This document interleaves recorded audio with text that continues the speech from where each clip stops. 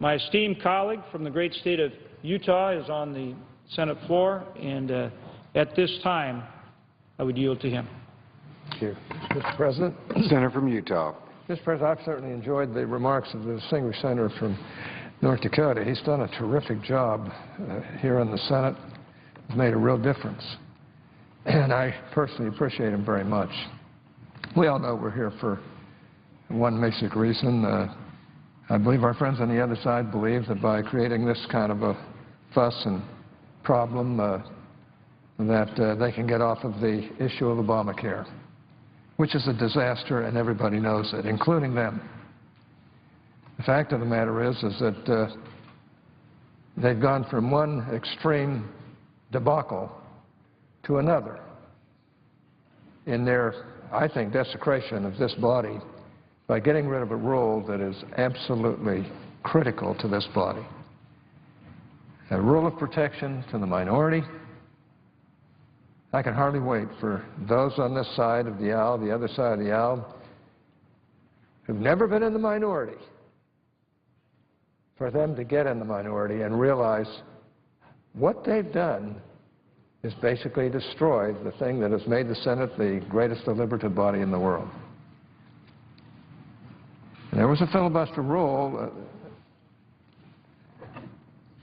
22, that you could end filibusters. In the early days, back in the early part of the last century, they couldn't get anything done. So they came up with Rule 22 so that they could invoke cloture and end the debate and get back to whatever the Senate decided was the appropriate business. It has worked amazingly well, and it would continue to work amazingly well, except for the fact that our colleagues on the other side have made the Senate no better than the House of Representatives. And the Senate was always supposed to be different from the House of Representatives. It was supposed to be the body that would be more deliberative. I think it was Jefferson who said it's the saucer that cools the tea. Some think it was President Washington who said that. Whoever said it, they were right. The Senate is the body that should cool the tea. The saucer that should cool the tea. That should cool the debates around here. But now it's just whatever the majority wants, and they vote in unison. And they vote in unison because they're supported in unison by a number of very, very well-heeled groups that basically, including the unions especially, that basically Democrats are afraid of crossing. It's a pitiful shame. Well, this filibuster, I'd like to chat just a little bit about this, because it's a time-honored instrument that both sides have used, but there have been, I think, gross misrepresentations of what the filibuster is by the leadership of the other side. And this gross set of misrepresentations should never have been spoken here on the floor. I don't know how to keep a straight face when they do it. Mr. President, on November 21st, 2013, the majority used a premeditated parliamentary gimmick to charge more than 2 centuries of Senate confirmation practice to change it. As a result, for the first time since 1806, the minority cannot extend debate on any nominations except for those that go to the Supreme Court. Democrats accomplished this on a purely party-line vote and by a maneuver designed to avoid scrutiny. It would be hard to imagine a crisis so grave, a conflict so intractable, that the only option was to fundamentally alter the very nature of this institution and further politicize the very confirmation process. Well, I'm here to say that the crisis that the majority said could only be solved that way never existed. The majority leader claimed on November 21st that this crisis was, as he put it, caused by, quote, unprecedented obstruction, unquote, of nominations to both the judicial and the executive branches. More specifically, he said that there had been 163 filibusters of judicial and executive branch nominations, half of them during the Obama administration. By the way, that's totally false, and they know it. I don't know how they can stand on the floor and make these bald-faced assertions. The only solution to the problem, the leader said, was simply to ban nomination filibusters. I noticed that the majority leader made no attempt to either define the filibusters he was counting on, or he was counting, or to identify the nominations on his filibuster list. That was an odd omission because doing so would surely have proved his point, wouldn't it? No. There was a very good reason that the majority leader simply threw out a big number and did identify the filibusters that he claimed justified rigging the confirmation process. If he had simply listed those filibusters, we all would have seen dozens and dozens and dozens of nominations that the Senate had confirmed, many without opposition at all.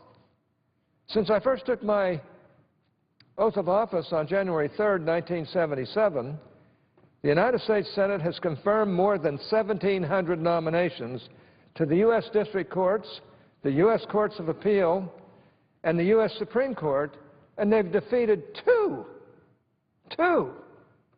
in all of that time, the last 37 years. We confirmed 78% by unanimous consent, without any roll call vote at all, and two-thirds of the roll call votes we did take were unanimous. Think about that. Where's the problem? No president gets every single appointment he wants, he or she wants, but every president gets the vast majority. During his first term, for example, President Obama was 30% behind his predecessor in nominations. They were sloppy in putting forth nominations, but he ended up only 10% behind in confirmations. That could only mean that the Senate handled his judicial nominations efficiently. During his second term, so far, the Senate has confirmed more than twice as many judicial nominees as it had by this point in President Bush's second term. The Congressional Research Service says that the Senate is confirming President Obama's appeals court nominees faster than the Senate confirmed President Bush's. In fact, President Obama has already appointed 1/4 of the entire federal judiciary. I can also comment on how executive branch nominations referred to the Finance Committee have been handled. Nearly 80% of the nominations sent to the committee during the 112th Congress have so far been confirmed. Looking at executive branch filibusters overall, the same Democratic leaders who last month voted to abolish nomination filibusters voted to filibuster President Bush's nominees to be Assistant Secretary of Defense and EPA administrators, and twice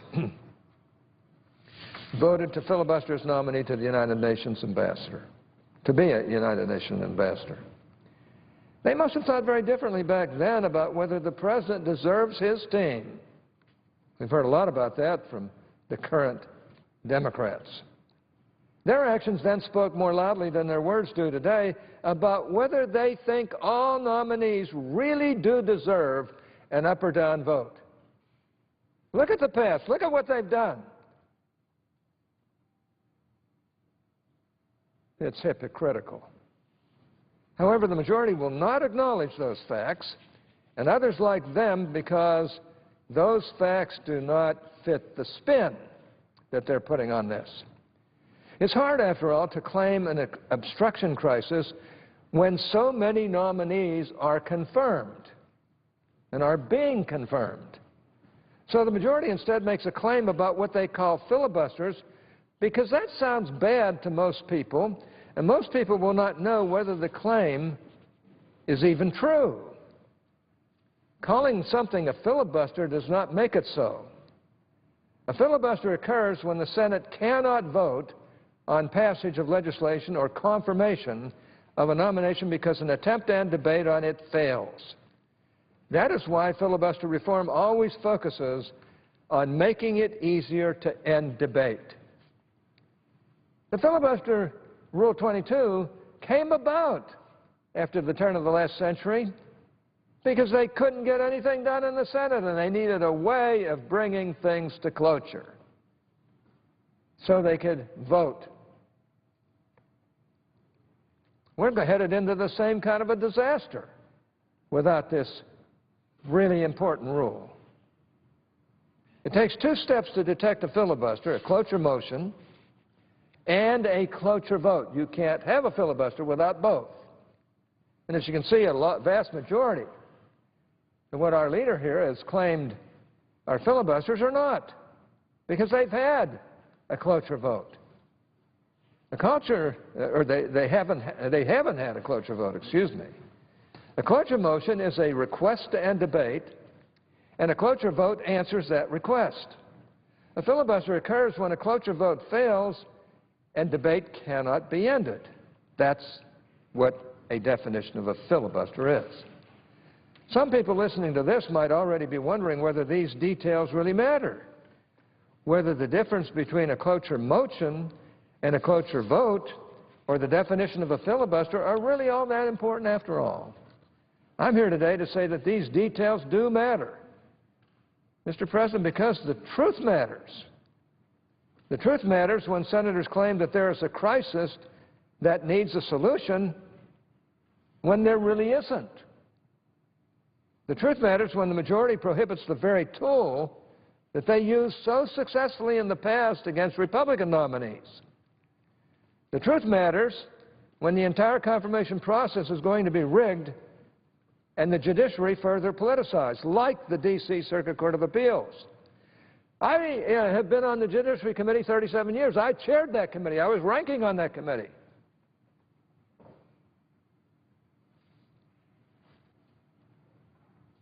And I can tell you, never in the history of that committee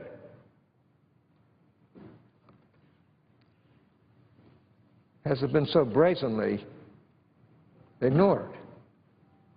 The truth matters because the American people need to know what their senators are really doing. The truth was in short supply on November 21st. The majority leader claimed 168 filibusters, but he was not counting filibusters at all. The majority leader was counting cloture motions, not filibusters. And he had the habit of calling up a bill and almost immediately filing cloture, as though there was a filibuster when nobody intended to filibuster.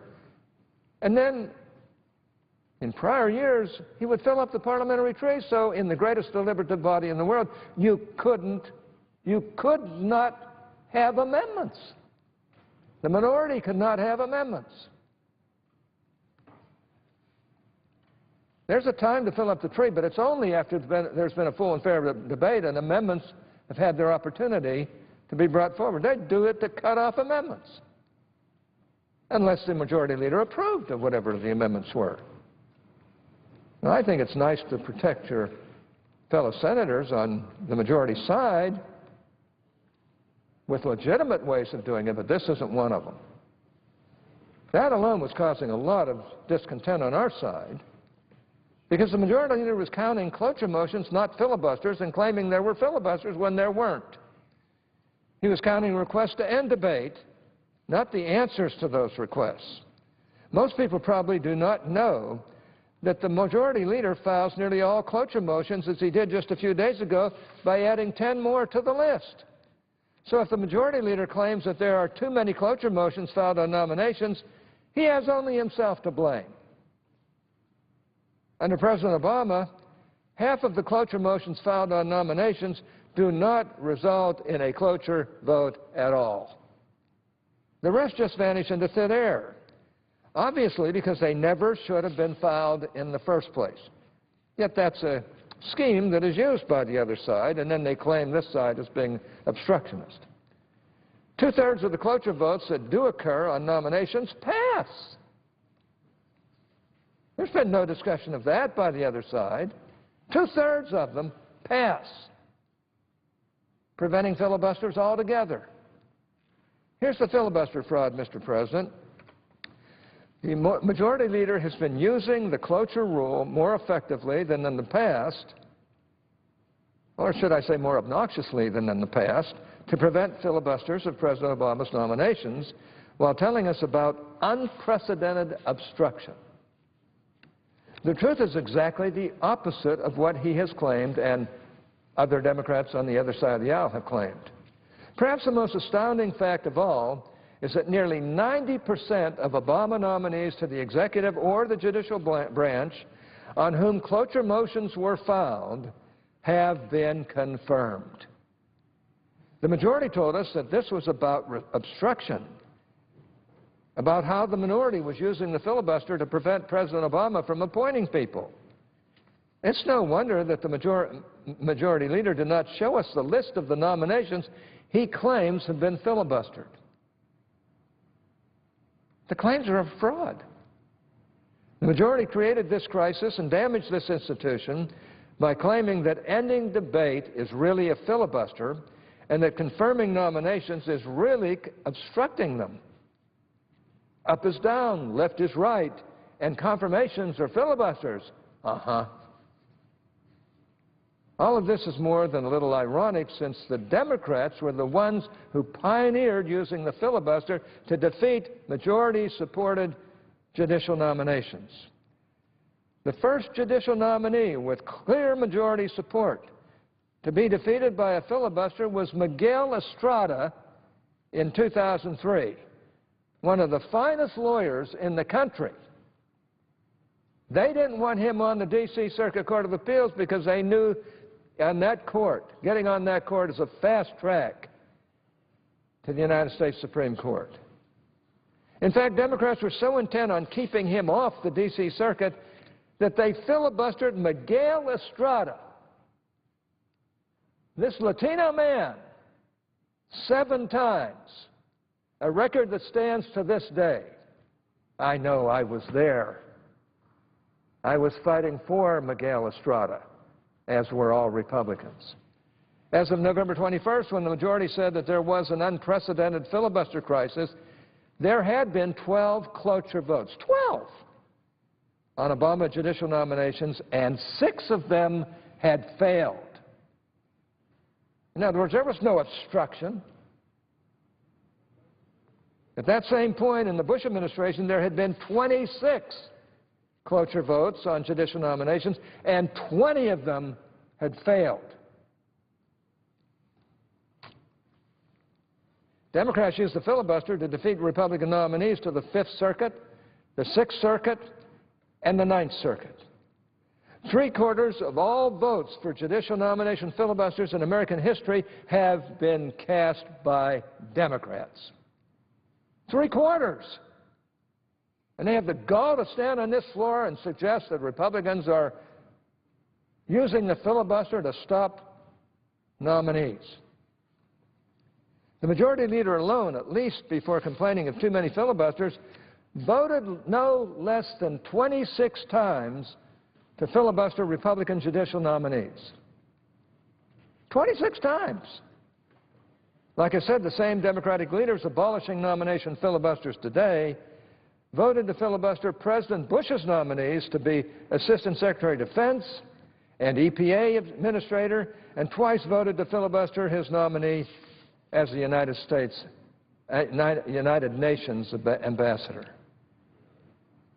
I don't understand, or should I say I don't know, what the majority understands the word, quote, unprecedented, unquote, to mean, but this certainly isn't it. This, Mr. President, is why the truth matters.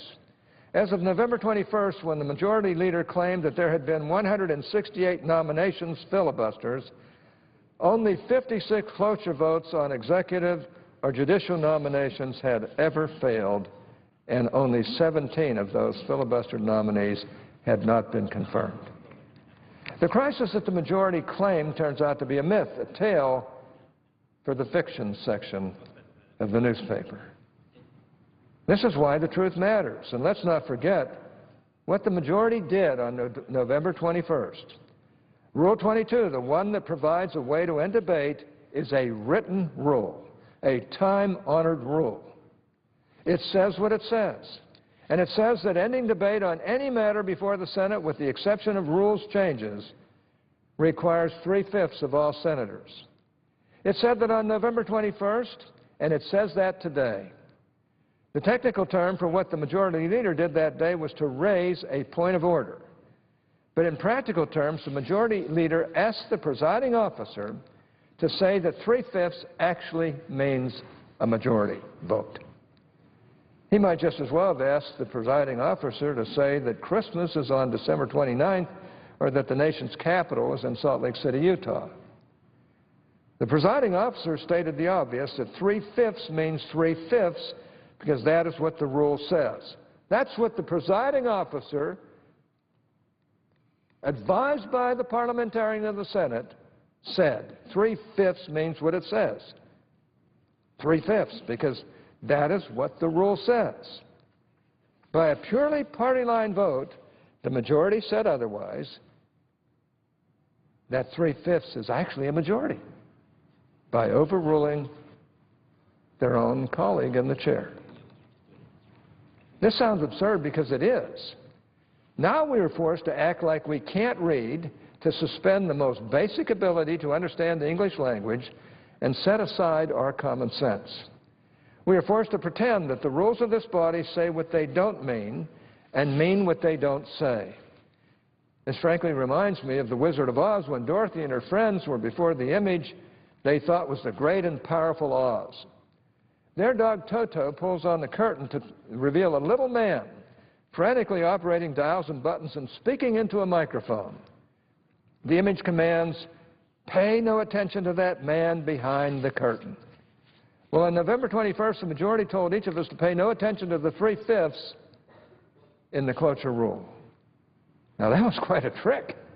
The real question is why the majority would concoct such a fraud in order to rig the confirmation process. What could be so important that the majority would go through such contortions, peddle such myths, and play such word games? It certainly wasn't to solve a filibuster crisis, that's for sure.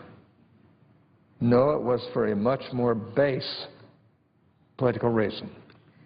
The President and the majority here in the Senate deliberately set up this political confrontation in order to implement a political agenda that could not get through Congress. That agenda requires actions and decisions by the two groups of federal officials who are not directly accountable to the American people: bureaucrats in the executive branch and judges in the judicial branch. The President appoints these two categories of officials, but only with the Senate's consent. For more than 200 years, the process of deciding whether to give that consent included the right of the minority to slow things down and, yes, even block the most controversial nominees. I've given you the numbers. Only 17 executive or judicial nominees who were filibustered were not eventually confirmed. But the majority wants it all. They want a clear path to stacking the executive branch with officials who will issue the rules and stacking the judicial branch with judges who will approve those rules. The D.C. Circuit Court of Appeals is a perfect illustration where much of the regulations are decided by the courts. And they want them decided in favor of President Obama. They want the courts to legislate from the bench that which they could never get through the United States Senate or the House of Representatives. This is a power grab, nothing more and nothing less.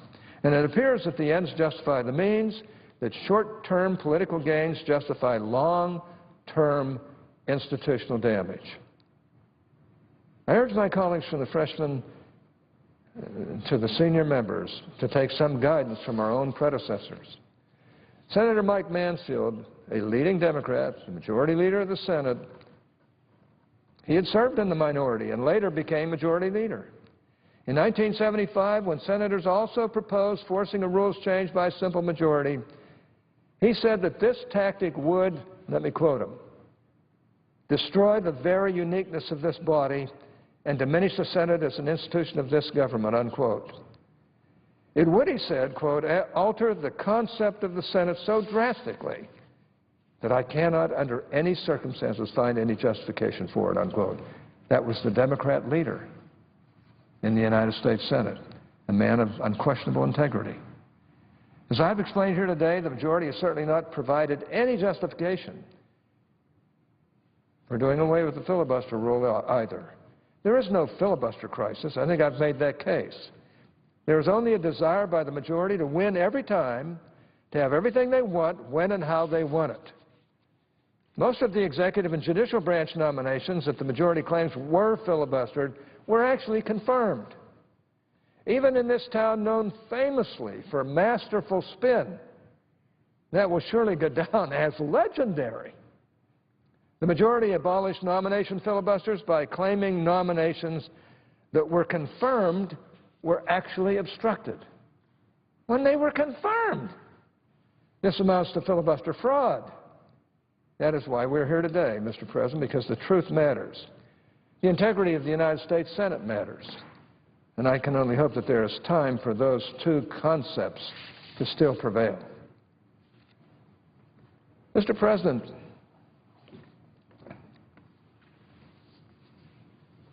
what the Democrats have done here is not only extremely dangerous, it's outrageous. They've taken one of the things that really makes the United States Senate the great body that it is and have desecrated it. And they've done it because a number of the Democrats over here have never been in the minority. They don't realize how awful that rule is. They don't realize that the filibuster is a rule of freedom that protects the minority and makes the Senate debate on these matters. I once said I'd fight to my death for the filibuster rule because it's what makes the United States Senate different from the House of Representatives. The House of Representatives is the people's body. They can do anything once they get a rule and get 51% of the votes. Anything. And it was structured that way. The Senate was structured another way. And our young new senators on the other side don't seem to understand that. I've chatted with a number of more senior senators who've been through being in the minority, who have been through some of the battles here. And let me tell you, they're as concerned as I am that this body is totally damaged by this breaking of the rules, destroying the rules for purely partisan purposes. They can talk about how they just want the Senate to work all they want to. The Senate's never going to work as well without this rule. And the minority will never be protected as well without this rule. And I've got to tell you, I hope we can get this rule put back in place.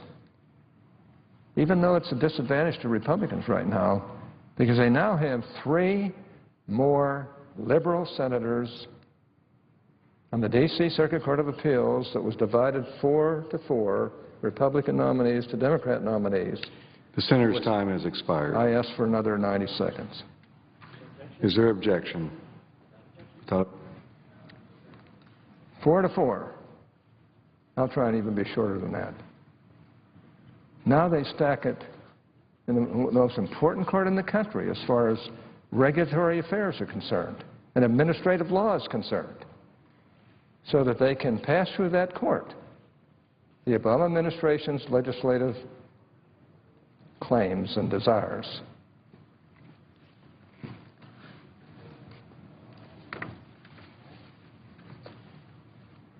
Without having to face real debate. There was a reason why the Founding Fathers had 3 separated powers. Because each of those powers is to protect our country.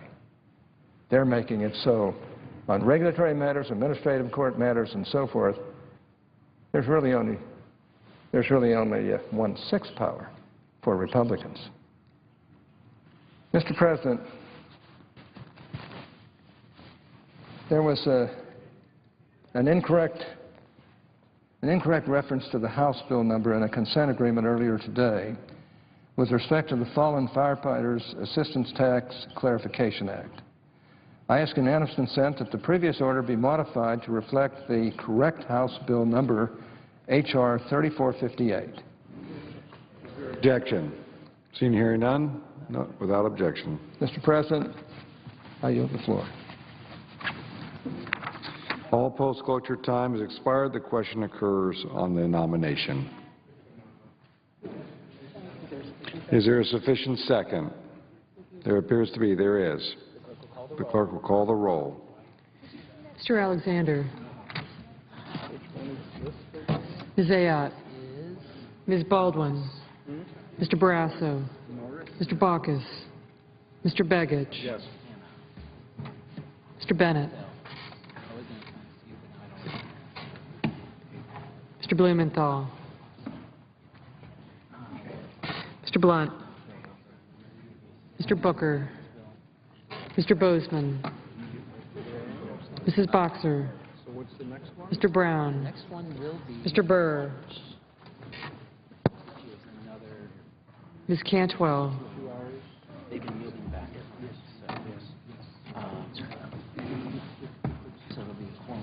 Mr. Cardin. Mr. Carper. Mr. Casey.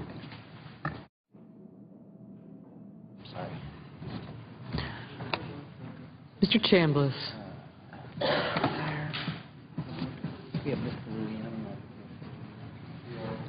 Mr. Coates. Mr. Coburn. Mr. Cochran. Ms. Collins. Mr. Coons. Mr. Corker. Mr. Cornyn. Mr. Crapo. Mr. Cruz. Mr. Donnelly. Mr. Durbin.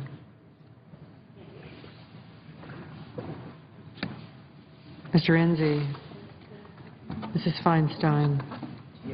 Mrs. Fisher. Mr. Flake. Mr. Franken. Mrs. Gillibrand. Thank you. Mr. Graham. Mr. Grassley. Mrs. Hagan. Mr. Harkin. Mr. Hatch. Mr. Heinrich. Ms. Heitkamp. Mr. Heller. Ms. Hirono. Mr. Hoven. Mr. Inhofe. Mr. Isaacson. Mr. Johans. Mr. Johnson of Wisconsin. Mr. Johnson of South Dakota. Mr. Kane. Mr. King. Mr. Kirk. Ms. Klobuchar. Ms. Landrieu. Mr. Leahy. Mr. Lee. Mr. Levin.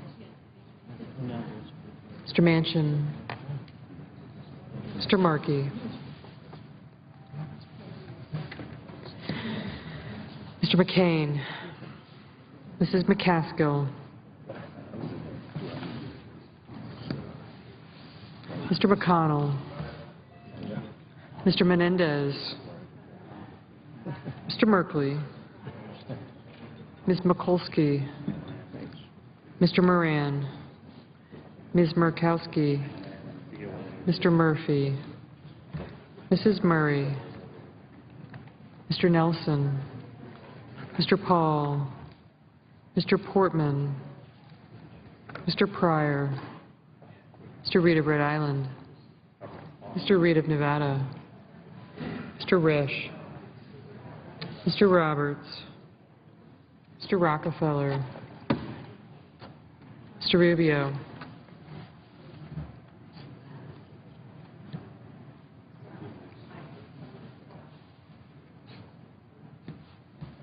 Mr. Sanders. Mr. Schatz. Mr. Schumer. Mr. Scott. Mr. Sessions. Mr. Shelby. Ms. Stabenow. Mr. Tester. Mr. Thune. Mr. Toomey. Mr. Udall of Colorado. Mr. Udall of New Mexico. Mr. Vitter. Mr. Warner. Ms. Warren. Mr. Whitehouse. Mr. Wicker. Mr. Wyden.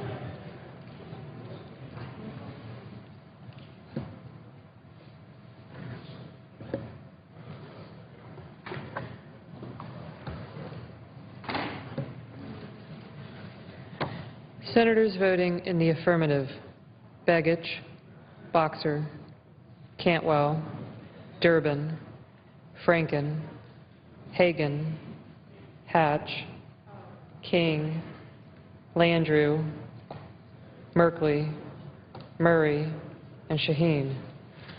Senators voting in the negative: Alexander, Johans, Sessions, and Vitter.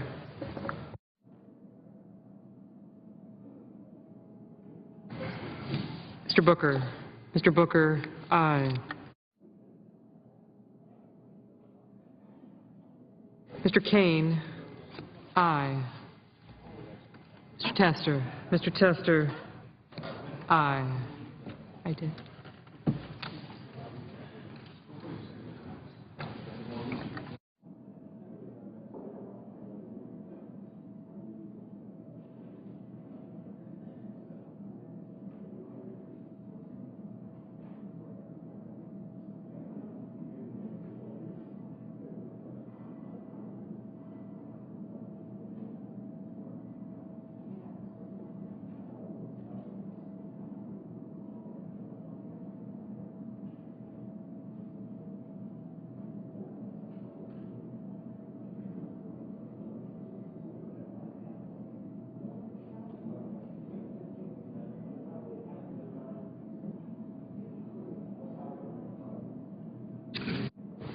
This is important information.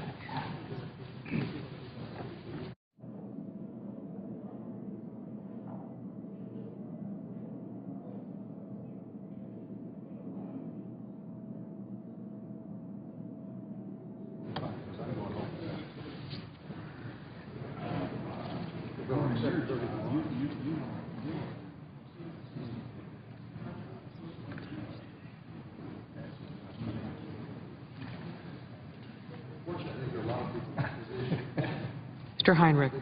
Mr. Heinrich, aye.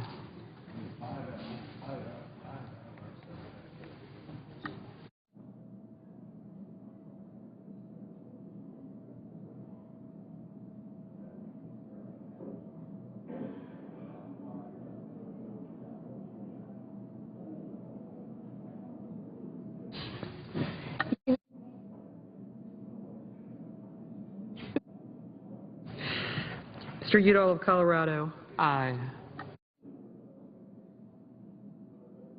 Ms. Hirono. Ms. Hirono, aye.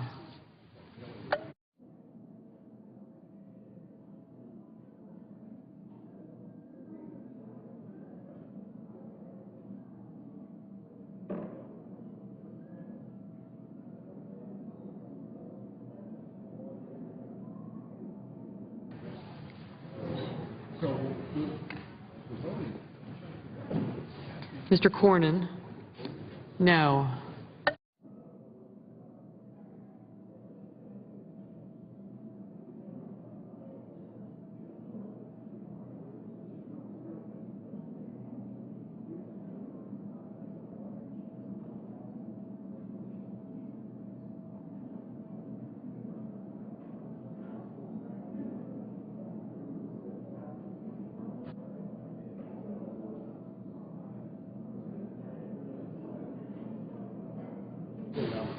Ms. Stabenow?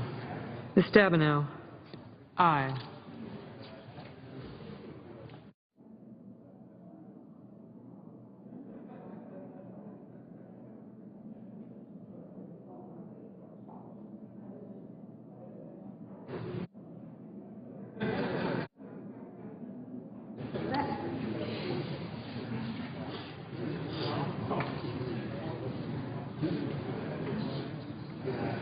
Ms. Mikulski? Ms. Mikulski? Aye. Ms. Collins? Ms. Collins? Aye. Mr. Reed? Mr. Reed of Nevada? Aye.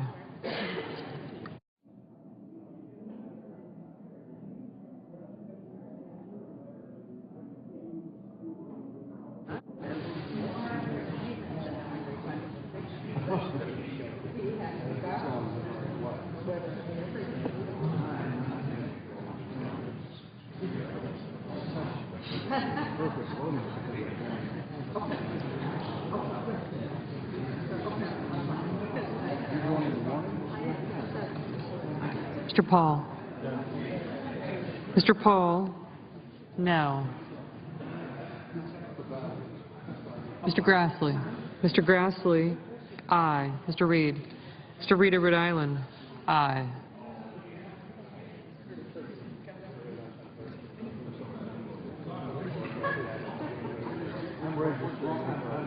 Mr. Leahy?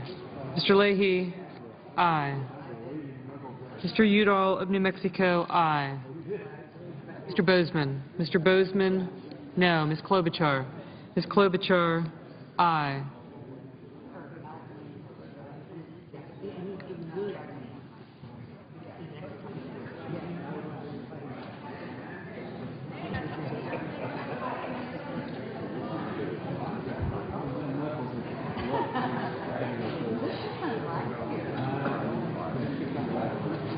Mrs. McCaskill?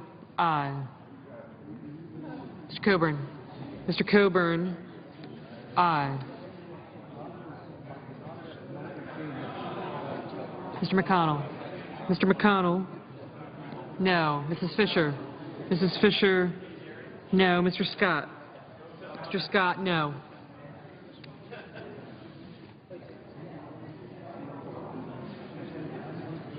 Mr. Warner?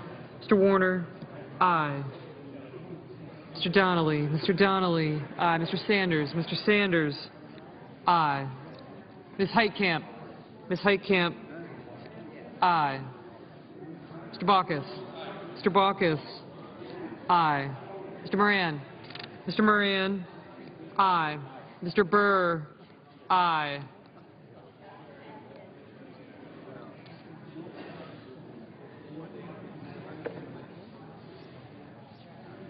Mr. Manchin? Mr. Manchin? Aye.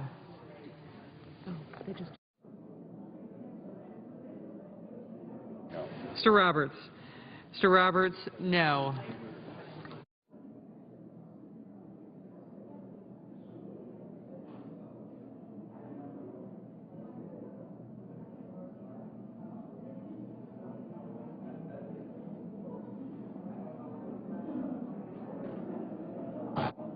Mr. Wicker? Mr. Wicker? Aye.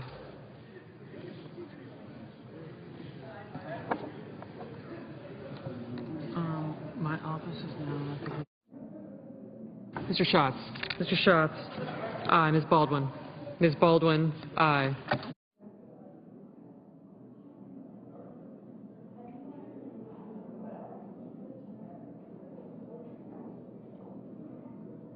Mr. Murphy?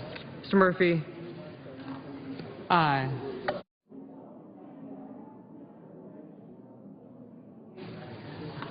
Mr. Casey. Mr. Casey, aye.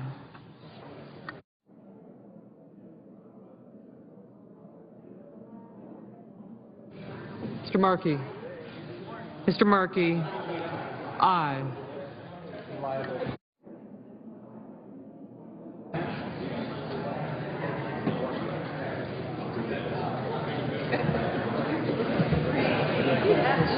Mr. Crapo. Mr. Crapo, no. Mr. Cochran. Mr. Cochran, aye.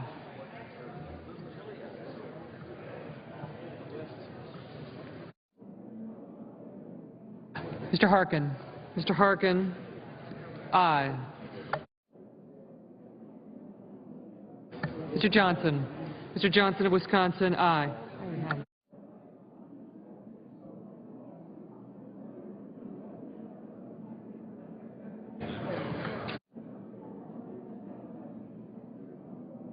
Mr. Enzi. Mr. Enzi, no.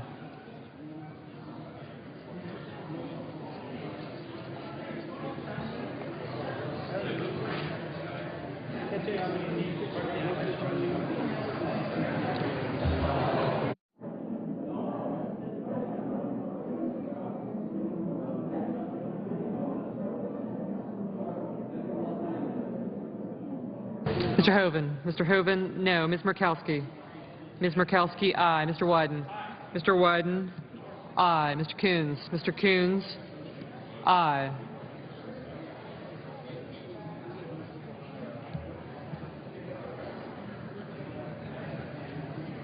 Mr. Levin. Mr. Levin, aye. Mr. Portman. Mr. Portman, aye. Mr. Johnson. Mr. Johnson of South Dakota, aye. Mr. Isaacson. Mr. Isaacson, no. Mr. Cardin. Mr. Cardin, aye. Mr. Rockefeller. Mr. Rockefeller, aye. Mr. Blumenthal. Mr. Blumenthal, aye. Mr. Whitehouse. Mr. Whitehouse, aye. Mr. Toomey. Mr. Toomey, aye. Mr. Thune. Mr. Thune, aye.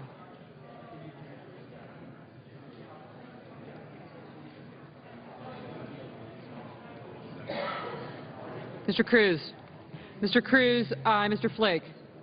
Mr. Flake, aye. Mr. Rubio. Mr. Rubio, aye.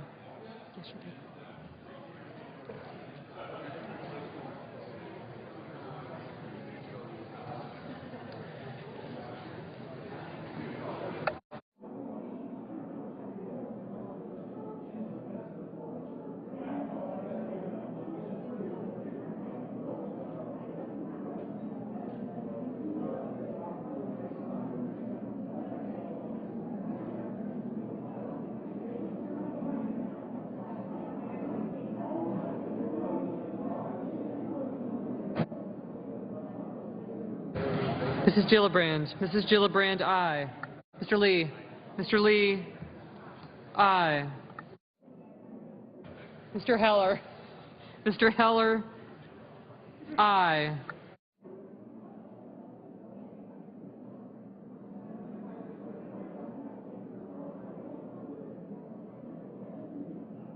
Mr. Pryor. Mr. Pryor, aye. Mr. Barrasso, no.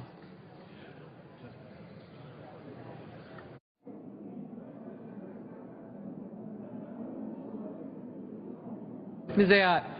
Ms. Ayotte, aye.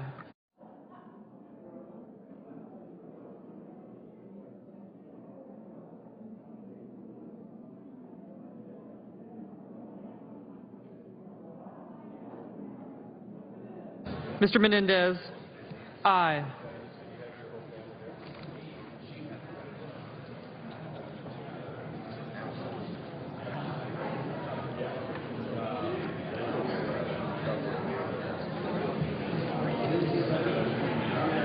Mr. Brown. Mr. Brown, aye. Ms. Warren. Ms. Warren, aye. Mr. Bennett.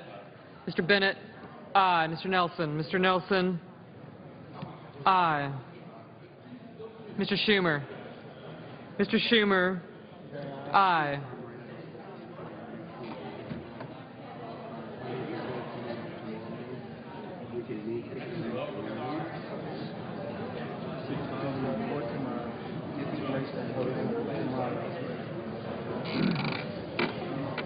Mr. Coates. Mr. Coates. Aye. Mr. Shelby. Mr. Shelby. Aye. Mr. Carper. Mr. Carper. Aye.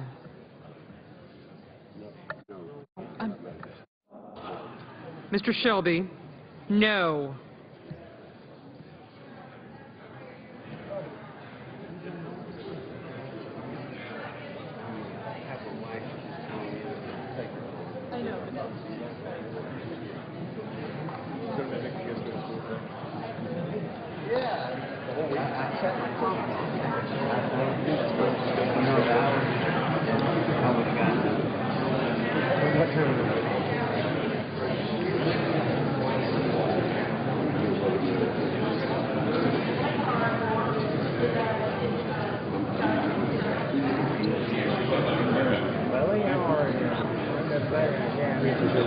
Mr. Risch.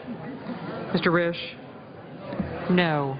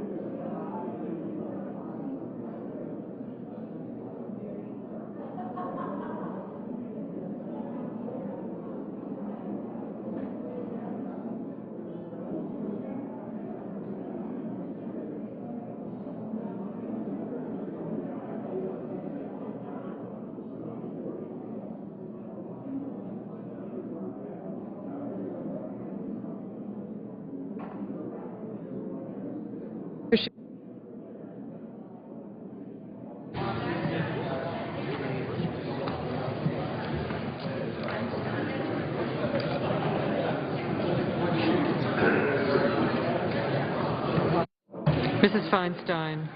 Aye.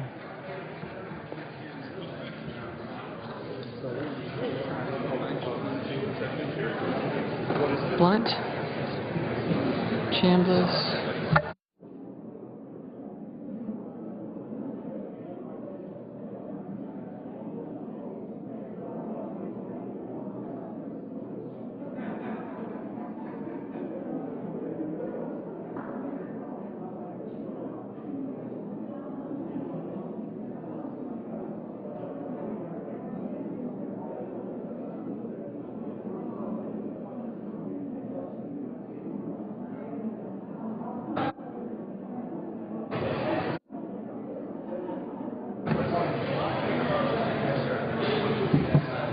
Mr. Chambliss.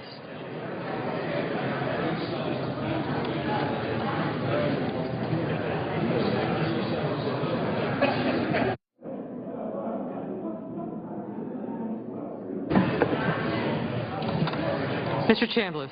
Mr. Chambliss, no.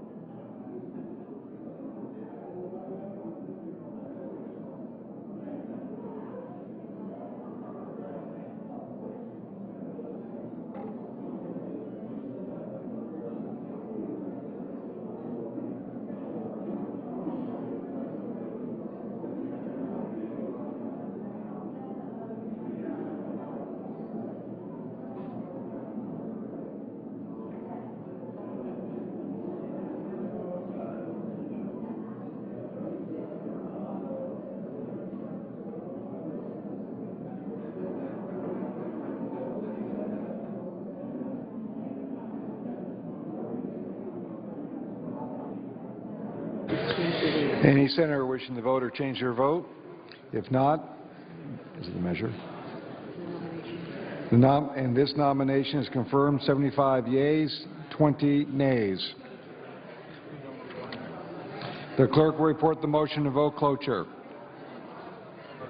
Cloture motion. We, the undersigned senators, in accordance with the provisions of Rule 22 of the Standing Rules of the Senate, hereby move to bring to a close the debate on the nomination of Susan P. Waters of Montana to be United States District Judge for the District of Montana. Signed by 19 senators. Pursuant to Rule 22, the chair now directs the clerk to call the roll of the presence of a quorum. Alexander, Ayotte, Baldwin, Barrasso, Baucus, Begich, Bennett, Blumenthal, Blunt, Booker, Bozeman, Boxer, Brown, Burr, Cantwell, Cardin, Carper, Casey, Chambliss, Coates, Coburn, Cochran, Collins, Coons, Corker, Cornyn, Crapo, Cruz, Donnelly, Durbin, Enzi, Feinstein, Fisher, Flake, Franken, Gillibrand, Graham, Grassley, Hagan, Harkin, Hatch, Heinrich, Heitkamp, Heller, Hirono, Hoeven, Inhofe, Isaacson, Johans, Johnson of Wisconsin, Johnson of South Dakota, Kane, King, Kirk, Klobuchar, Landrieu, Leahy, Lee, Levin, Manchin, Markey, McCain, McCaskill, McConnell, Menendez, Merkley, Mikulski, Moran, Murkowski, Murphy, Murray, Nelson, Paul, Portman, Pryor, Reed of Rhode Island, Reed of Nevada, Risch, Roberts, Rockefeller, Rubio, Sanders, Schatz, Schumer, Scott, Sessions, Shaheen, Shelby, Stabenow, Tester, Thune, Toomey, Udall of Colorado, Udall of New Mexico, Vitter, Warner, Warren, Whitehouse, Wicker, Wyden. A quorum is present. The question is the sense of the Senate that the debate of the nomination of Susan B. Waters of Montana to be United States District Judge for the District of Montana shall be brought to a close. The yeas and nays are mandatory under the rule. The clerk will call the roll. Mr. Alexander, Ms. Ayotte, Ms. Baldwin, Mr. Barrasso,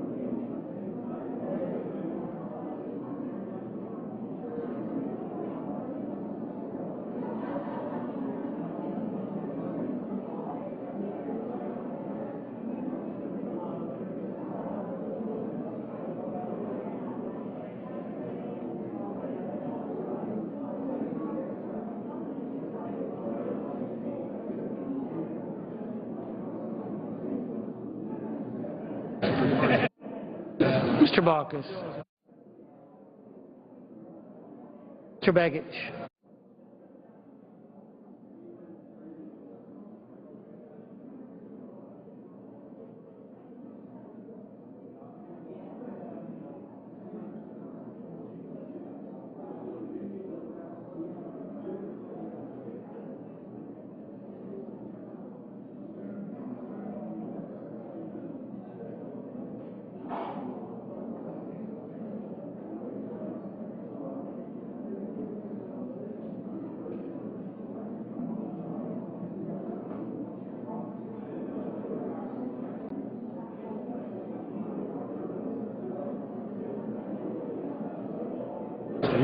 Mr. Bennett,